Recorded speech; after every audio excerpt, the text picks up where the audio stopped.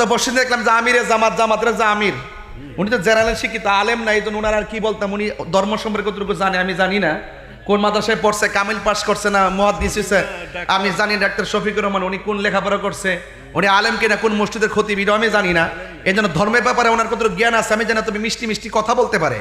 গতকাল দেখলাম ওই যে আরেকটা চাপাবাজ আছে তারেক মনোয়ার এবং সকল সকল জামাতের আলেমদেরকে নিয়ে মিটিং ডাইকা জামাতের আমির বলতেছে, এদের উস্তাদ বলতেছে, এদের যাদের পিছনে রাজনীতি করে সেই নেতা বলতেছে আপনারা বক্তব্যের ক্ষেত্রে ভাষাগত সংযত রাখবেন, আবল তাবল বলবেন না। একদিন আগে আমিরে জামাত বুঝাইলো কি, আর একদিন পরে এই আন্তর্জাতিক চাপাবাজ আমির হামজা ডেলিভারিটা দিল কি, তার মানে বোঝা গেল হ্যাঁ বিয়াদবিতে বড় সেরা রে, কথা কোন ঠিক না বেঠে।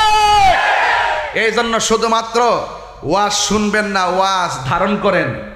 যত কিছু হোক, তাহিরিকে যাই বলুক না কেন, তাহিরির বিরুদ্ধে যত ধরনের মিসগাইড করাক আপনাদেরকে, যত গালাগালি করুক, আমি কাউকে ধরি না।